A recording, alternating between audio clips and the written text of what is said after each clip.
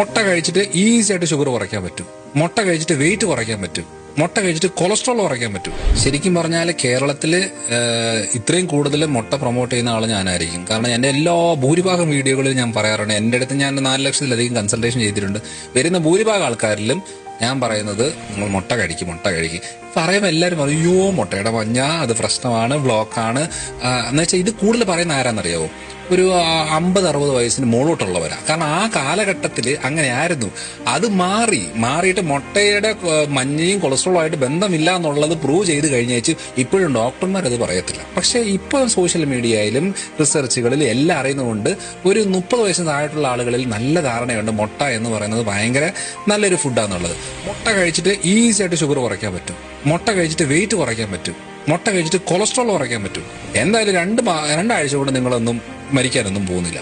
Experiment ചെയ്യും. ഇത്രയും മുട്ട കഴിച്ചിട്ട് കൂടുന്നുണ്ടോ? കഴിക്കണ്ട. കൂടുന്നില്ലേ? ഡെയിലി കഴിക്ക്. നല്ല ഫുഡാണ്. പക്ഷെ അതിന്റെ കൂടെ ഉള്ള ചോറും കപ്പയെല്ലാം കഴിച്ചുകൊണ്ടിരുന്നു കഴിഞ്ഞാൽ, മധുരവും ബേക്കറിയെല്ലാം കഴിച്ചുകൊണ്ടിരുന്ന കൊളസ്ട്രോൾ കൂടും. അതുകൊണ്ട് ആ മുട്ടയുടെ മഞ്ഞ ഒരിക്കലും നമ്മുടെ ശരീരത്തിൽ കൊളസ്ട്രോൾ കൂട്ടുന്നില്ല.